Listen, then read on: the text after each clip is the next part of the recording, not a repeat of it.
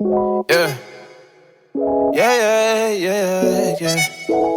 I was finna write a song, but how I've been hella stressed. But I looked. What's up, you guys? My name is Tess. Hey, and welcome back to my channel. So, it is still quarantine times, which means pretty bored sitting at home, working from home, not leaving the house. But I have been on YouTube a lot. I've been watching a lot of these esthetician or dermatologist reacts videos to certain celebrities' skincare routines.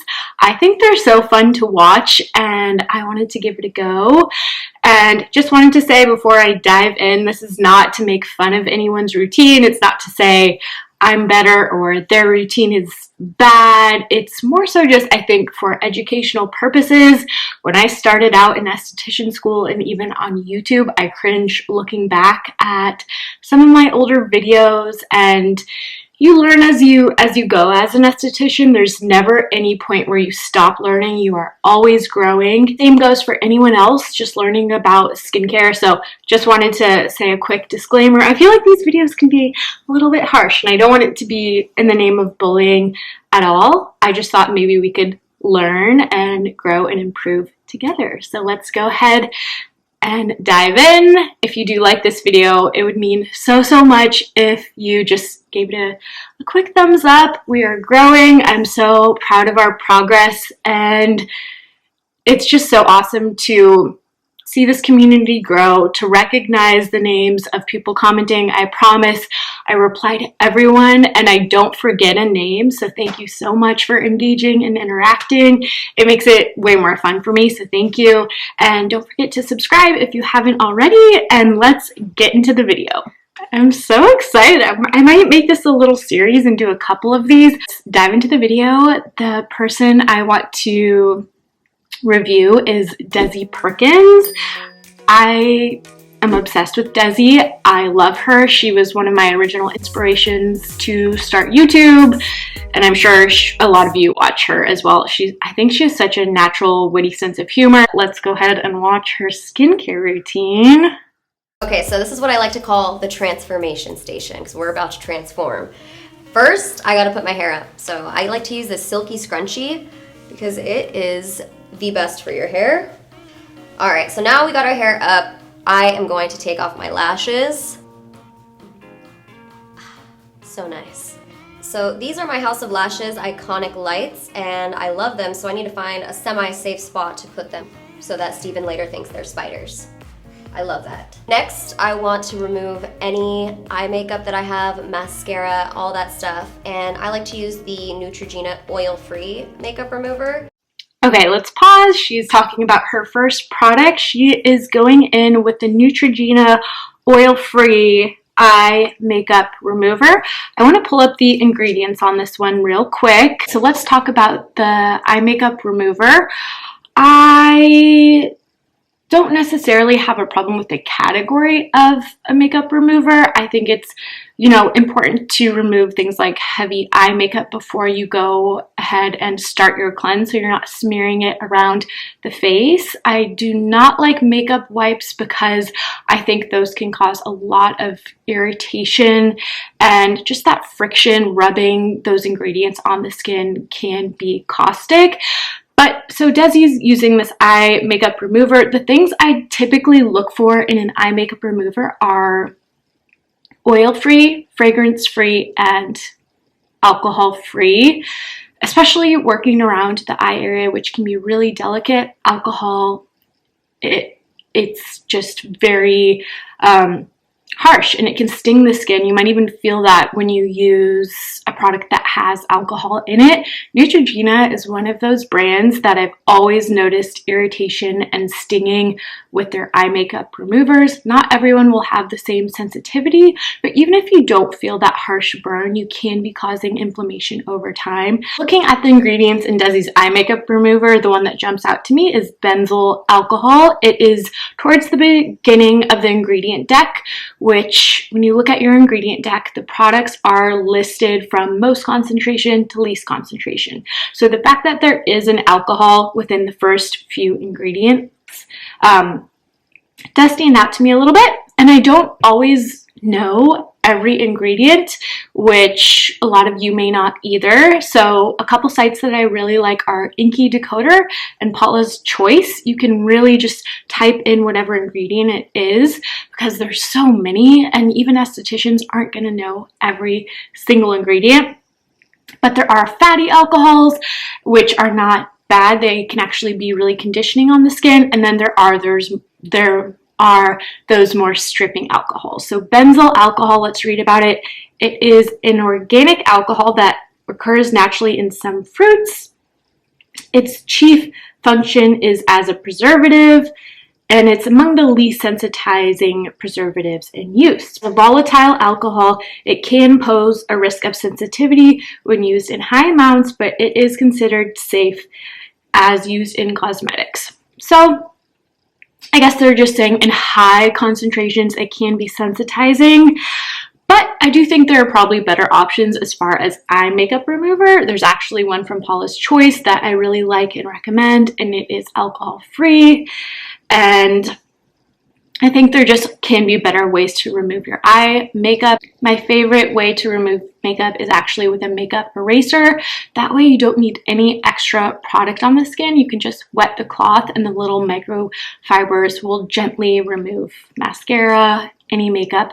So that's actually one of my favorites, and it's more eco-friendly instead of using little cotton rounds every time or using the wipes. All right, so I like to just press it into my eyes and gently rub back and forth lightly to remove all the mascara and eye makeup that we have going on. If I was wearing gel liner, glitter, all of that, I would be going through many of these, but because I'm not wearing too much today, I'm kind of just worried about mascara. I'm just gonna give it one more go just to make sure we're really all the way gone. These are actually silk pads because I have a cotton phobia. It's very strange, I know. Actually, I haven't heard of these silk pads she's talking about. If anyone has tried them or any Esties out there, let me know. Again, I prefer a more eco-friendly option, but it could be, I'm guessing, less tugging on the eyelid than something like cotton. I mean, when you think about pillowcases, silk or satin pillowcases are a better option than cotton, so probably the same use case. Love oil cleansers. It just breaks up all the foundation, and I got a lot of it on right now. So I love to use the Tatcha Pure One Step Cleansing Oil. This stuff is just gonna break everything down, and you wanna make sure to use it with no water. It breaks everything up better if it's used dry. I always love to pull the skin upwards because gravity is already helping pull it down, and we don't want that. So I always use that rule with all my skin products. Motion. Okay, so she used the Tatcha Camellia Oil Cleanser, and I don't know, I have personally not the best feelings about an oil cleanser. I feel there are certain skin types that can benefit from it, but sometimes when people are super acneic and they're breaking out, the first thing I want to do as an esthetician is take oils out of the routine and see how the skin responds. I know not every esthetician agrees with that philosophy, and that is okay. But for me, I don't always think an oil cleanser is best because I think a lot of times people love it because of how conditioned and silky it makes the skin feel, when actuality is it's just leaving a bit of a residue, kind of like a film on the skin, and you don't rinse it completely clean. So while some oils I think are better than others, and she's using a very light oil, camellia oil, I do think oil cleansers can get a little bit dicey. At least she's using one that's not super pore clogging. Let's see how she goes with the rest of her routine. And yeah, I like to use a nice warm washcloth because it's going to open all of your pores and get it ready for all the other skin products you're about to apply. Okay, I have to stop her right there. This is probably one of the biggest misconceptions in skincare I hear nonstop, and it's just not true. And that is that something opens the pores. Pores are not a trap door. They don't open and close like a lot of people think. So I think a warm washcloth can have its place in a routine as long as you are not over exfoliating, as long as it has gentle fibers and you're being really delicate with it. I think a warm washcloth can be really nice, and it can help to kind of get under the fine facial hair we all have, and especially since she's using a oil cleanser, I think it can be great for kind of helping to remove all of that product. Get that hairline, you guys. Get the hairline. Do not forget, because I know we all push bronzer up into our hairline, and that's where most of the makeup kind of stays left behind. Your ears. She's not wrong. I think this is a really important point. I think a lot of times I notice little breakouts around the scalp and the forehead, and I'm guilty of this too.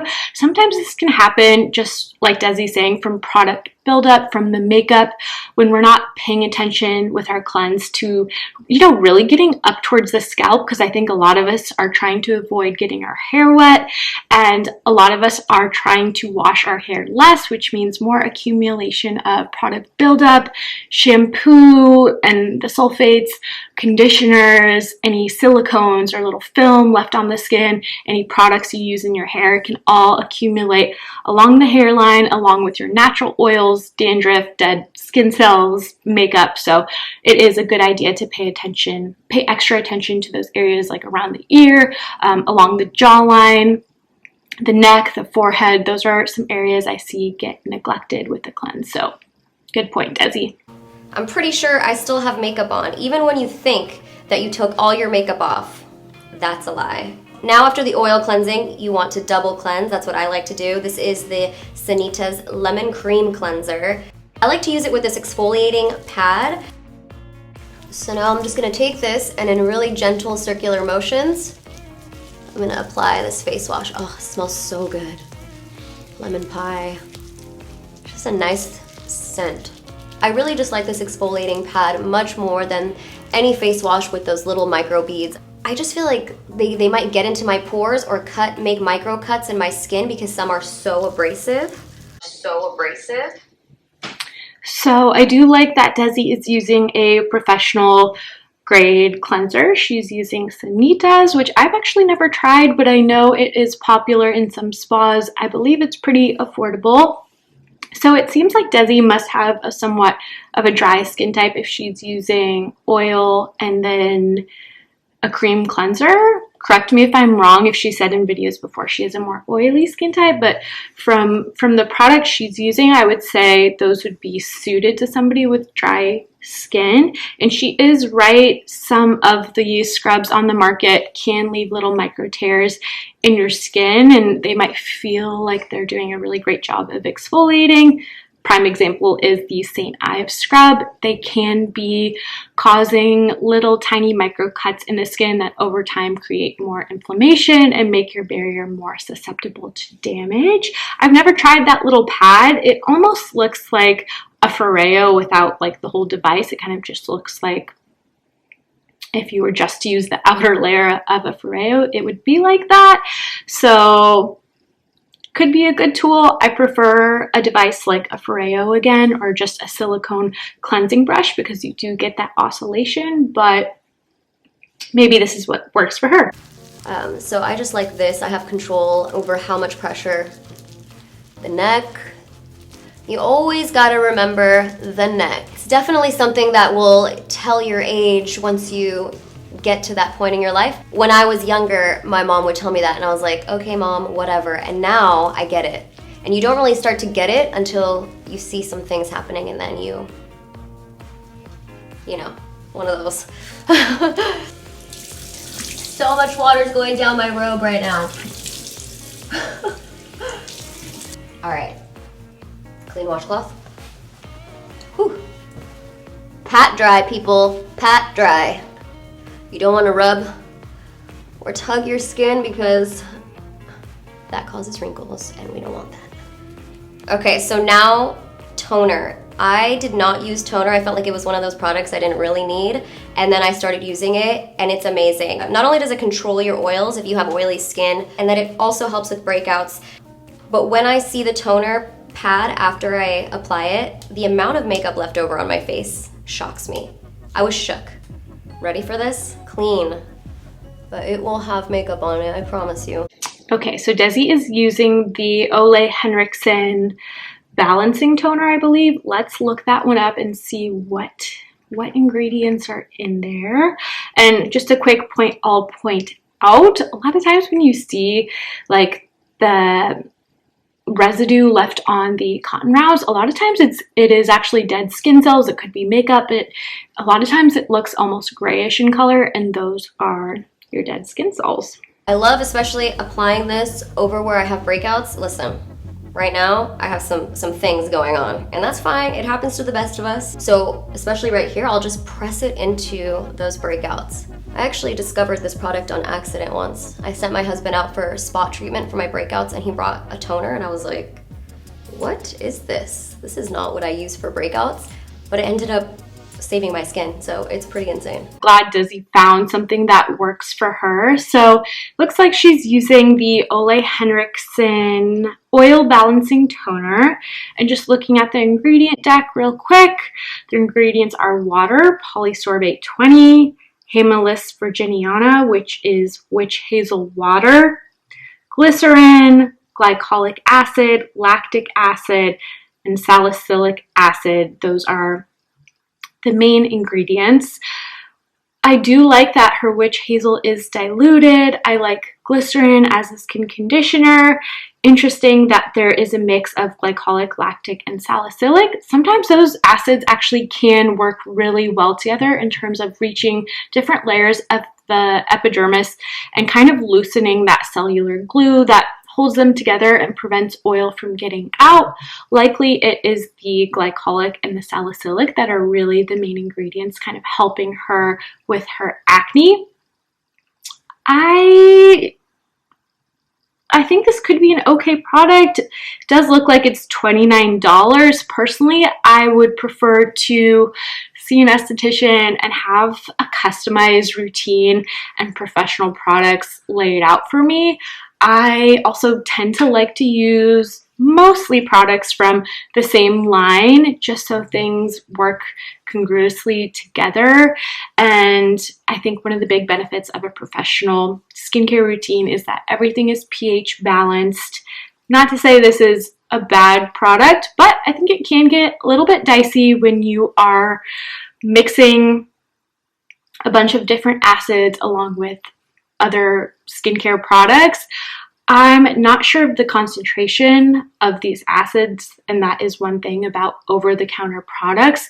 They don't really have to tell you the concentration of certain acids, so I would say the trickiest thing when it comes to this product is knowing how often to use it, and hopefully this is something that isn't sensitizing. Again, it's hard to know without knowing the concentrations of the acids, and it would probably depend person to person. I think the thing that gets tricky with toners is people think, you know, this is a product I should use morning and nighttime after I cleanse, and this could be something that would cause a little bit of sensitivity. You just want to err on the side of caution with acids, especially if you are using other very active ingredients like retinol or prescription retin-A, for example, but I'm glad it is working for Desi. I am Latina, so I tend with my skin tone to get hyperpigmentation, spots, all of that. I started using these brightening peel pads. They also help with the appearance of pores and fine lines, wrinkles, just all of that, all of the good stuff these pads do. They're life-changing. All right, so you take the pad and just run it lightly along the skin. Sometimes it does have a tingly feeling. Okay, this is exactly what I was just talking about.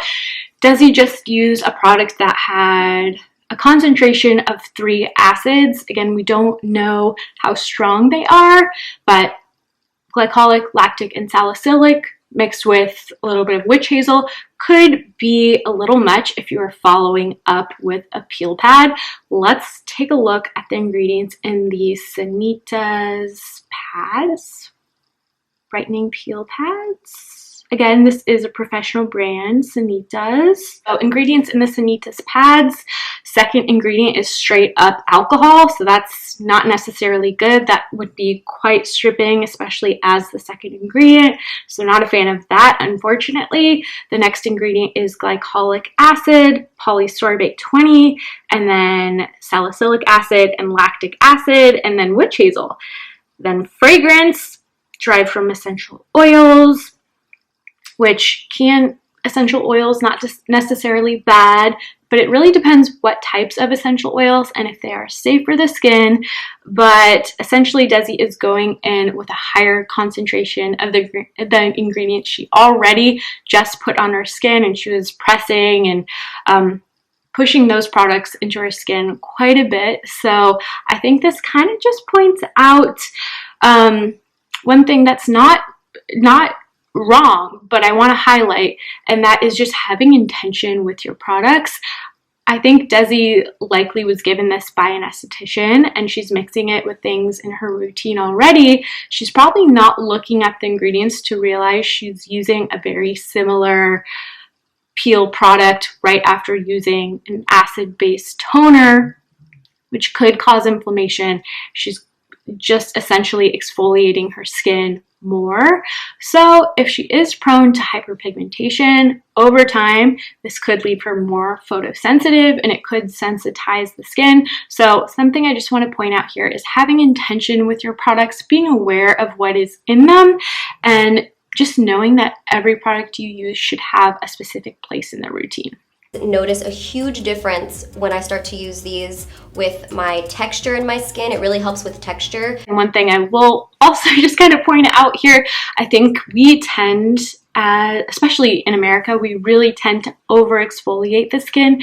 People love, like Desi's saying, this feeling of really smooth skin. And I think estheticians are honestly one of the guiltiest group. I myself, I think I can definitely overdo it, and that's because I have a lot of strong professional grade products in my routine, and sometimes I think estheticians just get a little bit curious about how far you can push things in your routine. I know that sounds bad, but I think it's just a lesson to all of us. Sometimes it's better to strip things back and simplify, because I notice when I overdo it, and when my clients overdo it because they fall in love with these acids that really, they notice improvement in the skin and the texture and the pigmentation and fine lines and wrinkles, they get attached to that feeling of feeling really smooth and clean, and then they overdo it. When you overdo it, you are stripping the barrier, and you will be more prone to breakouts.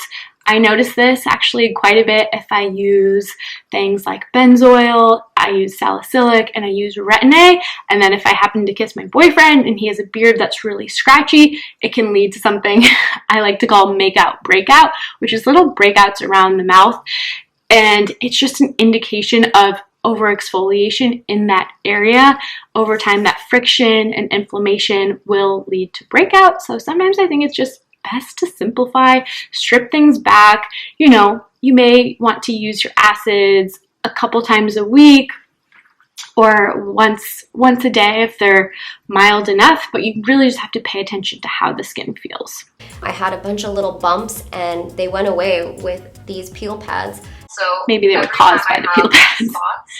I always focus the pad in that area, and it really helps brighten and lighten them a lot quicker. I use these every night. I use one every night. Okay, just as I suspected, Desi is, I think, overusing these products, and they are professional grade. They are stronger, so likely the concentrations of glycolic, lactic, and salicylic are stronger than the Ole Henriksen. It's considered more of a peel product, which probably should be used, honestly, 1 to 3 times a week. I'm not exactly sure of the manufacturer's instructions, but I do see a lot of these peel pads, like the Dr. Dennis Gross ones, or this one, for example, kind of marketed as being used daily in a routine, which I think can lead to too much inflammation. And I would prefer something like a serum, possibly, for that acid delivery system. I think it would be formulated to be a little bit more gentler. When you add in the friction of the pad, I think it can be a little bit too much.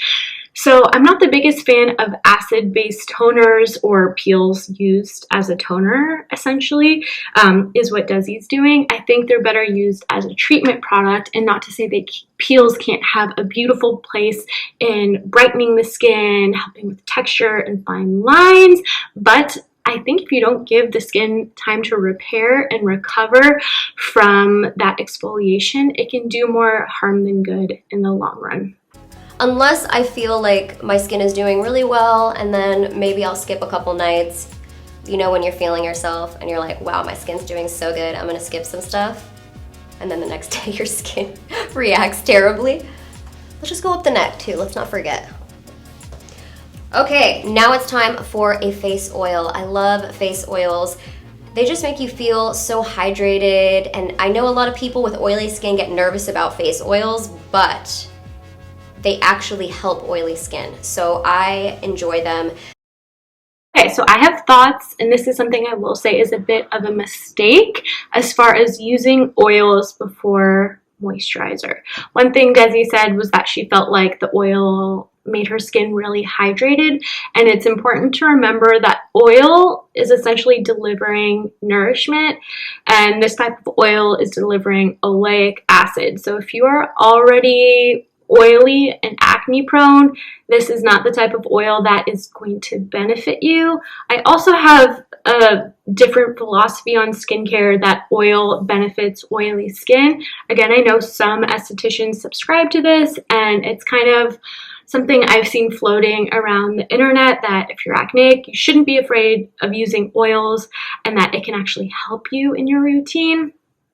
From what I've seen, and from kind of what I've just learned looking at clients who are really breakout prone, they already have enough nourishment in the skin, and using something that is going to coat that oil can just kind of manifest in more bacteria and more buildup.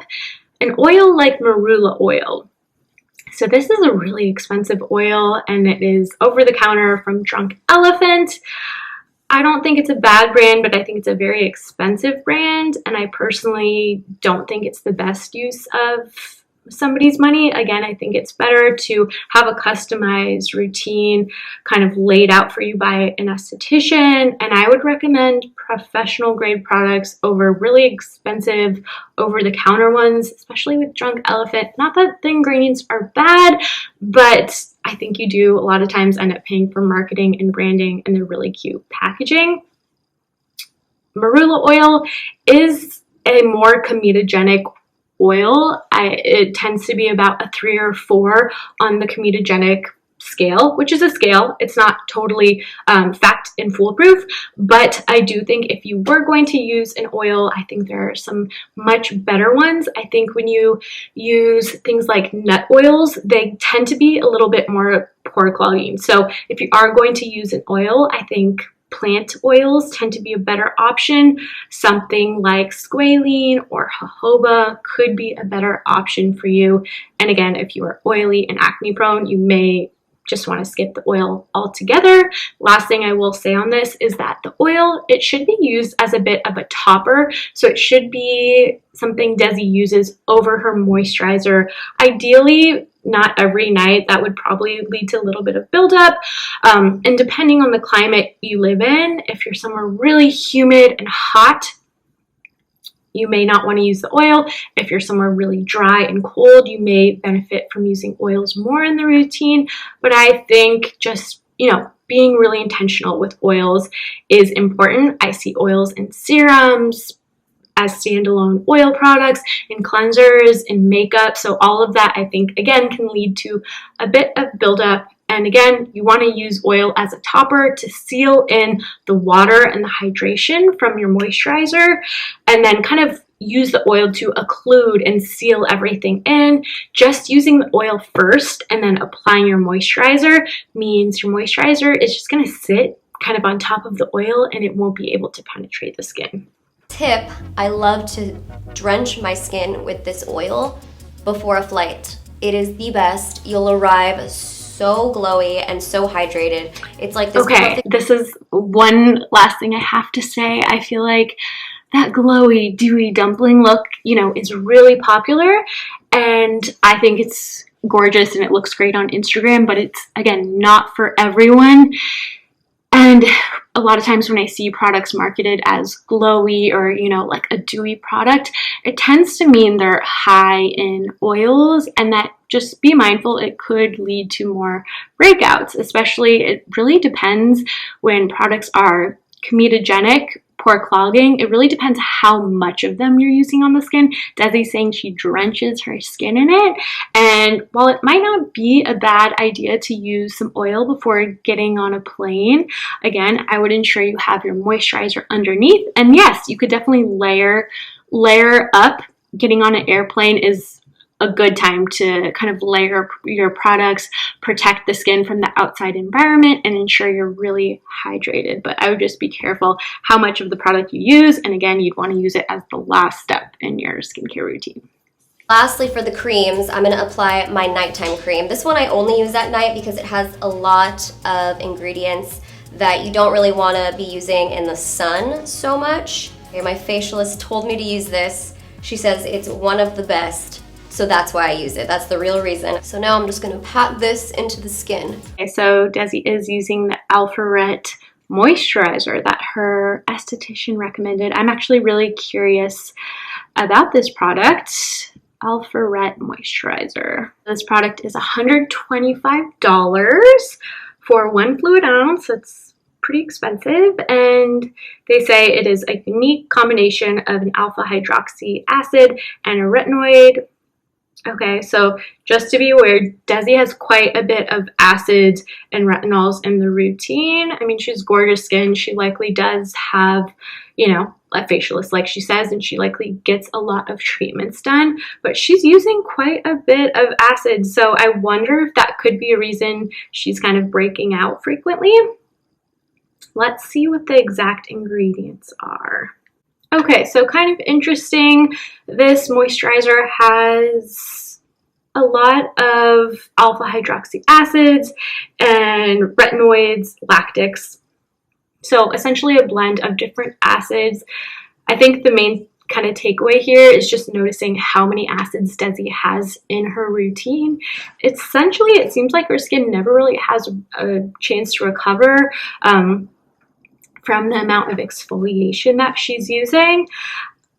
And it's great that it is a professional product. I do think it's pretty expensive as far as a moisturizer goes, and I think she would, this is just my opinion, I haven't had a chance to work with this line, but since a lot of these actives are in the cream and there is squalene in the product and different emollients, I would kind of question these actives' ability to actually penetrate the skin. It would be my preference to use them in a serum or maybe in like a treatment mask. As far as using them every night as her main moisturizer, I'm a little bit iffy on that. I'm kind of the mind that you see better results when you have a more concentrated, smaller delivery system like a serum, and then you just use a moisturizer that's going to essentially deliver hydration to the skin and more conditioning elements if you need it. So I would leave those actives to my serum. I do like that it is a professional grade product and it was recommended by her esthetician. I do know that it has a lot of good stuff in here for skin texture, fine lines, spots. And this is good for every night. It's your night cream. Does all this work while you're sleeping. You don't have to do anything. You just lay there, and it's what's good call on bringing it down the neck. These are awesome. Okay, they have a multi-purpose for me. So these are Peace Out Acne Healing Dots.